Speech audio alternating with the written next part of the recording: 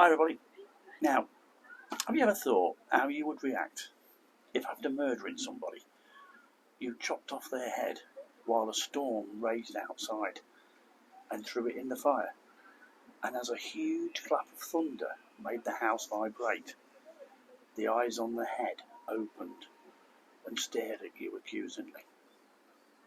No, weirdly, neither had I until I read this story. Today you find the exiled yellow belly in the old people's coastal Mecca of Eastbourne, where I'm going to tell you the story of a very, very bad man called Patrick Herbert Mahon, in a story that I'm calling, well, most people call, the murder at the Crumbles, which used to be a desolate bit of shingle beach here in between Eastbourne and Pevensey, now the lovely Sovereign Harbour. Now, for anybody who knows Eastbourne, you will know that I am not actually at the Crumbles. To walk down to the Crumbles would actually have taken too long. It's out near Pevensey and quite a long walk. So, for a change, I'm going to tell this story today while I'm just recording the beautiful backdrop of Eastbourne itself, walking down the seafront. So, I hope you enjoy this little experiment. And here we go. In 1924, Pat Mahon was a 34-year-old married man. He was also a serial adulterer, a gambler, a con man, and an ex-con.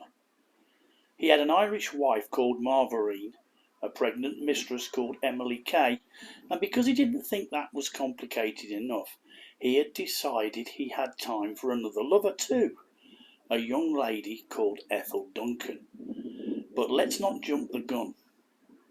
Emily Bielby Kaye was a 37-year-old typist at an accountancy firm that Mahon would visit regularly. They got talking, and one thing led to another. They became lovers, and unfortunately for Emily, she became pregnant and wanted Mahon to leave his wife, which sadly may have sealed her fate. Mahon took out a lease on an old coastguard cottage called the Officer's House, no longer standing, at the Crumbles, a shingle beach, wild and windswept, between Eastbourne and Pevensey.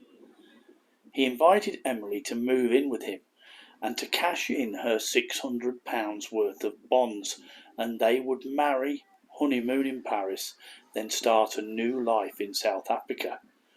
Of course, Emily agreed. She was besotted with the smooth-talking Liverpudlian.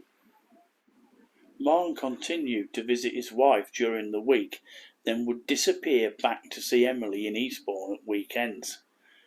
During these trips home, he met another woman, Ethel Duncan, who he started taking out in the evenings for dinner. Now, Emily was becoming a problem. He didn't want to leave his wife. He didn't want to have a child. But he did want the £600 and Ethel Duncan. So unfortunately, Emily had to go. Mahon killed Emily, probably to blunt force trauma to the back of her head. He then put her in her own big trunk in the spare room and locked the door.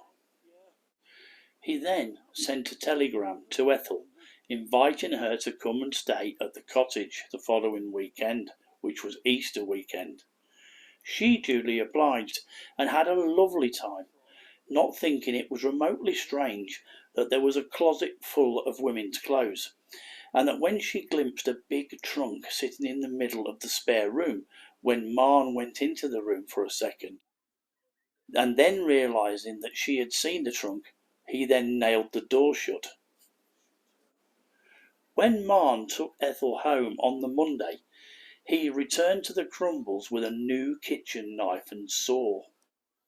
Now, while all this was happening, Mahon's wife, Marverine, was getting suspicious and had gone through one of his suit jackets and found a cloakroom ticket for Waterloo railway station.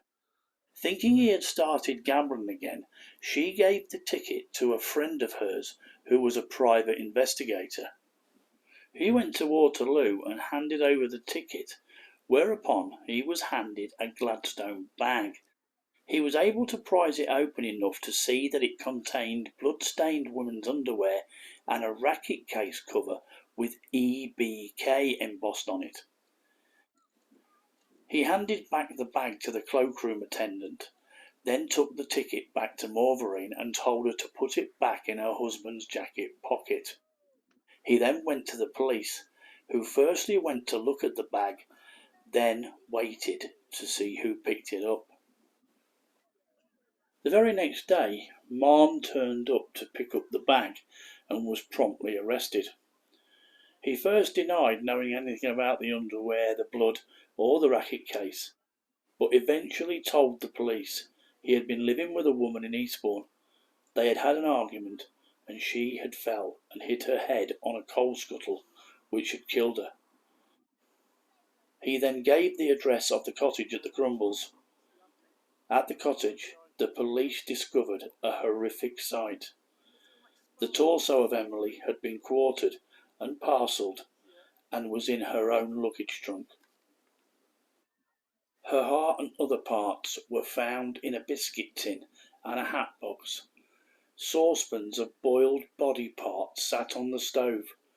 There was no sign of her head or limbs. During further questioning, Mahon told of a dark, stormy night when he cut off Emily's head and lowered it by its hair onto the living room fire. All of a sudden, thunder rocked the small cottage, and at that moment the eyes on the head suddenly opened and looked at him accusingly.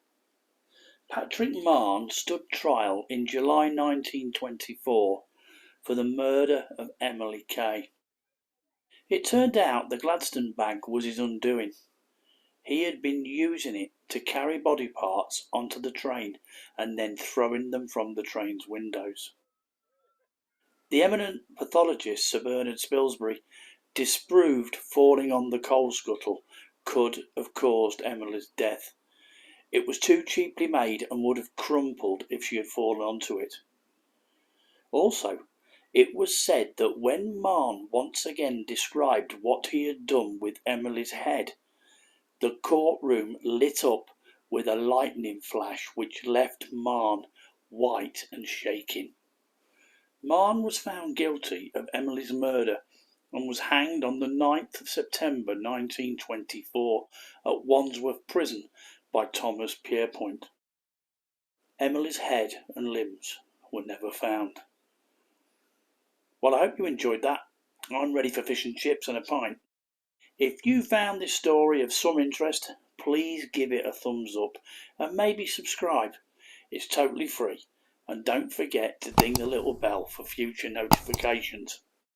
I hope you enjoyed this little experiment as much as I enjoyed filming beautiful Eastbourne on a sunny day and telling the story at the same time. So I hope we can do it again sometime. Let me know. Let me know in the comments what you thought of it. And until next time, thank you very much for watching.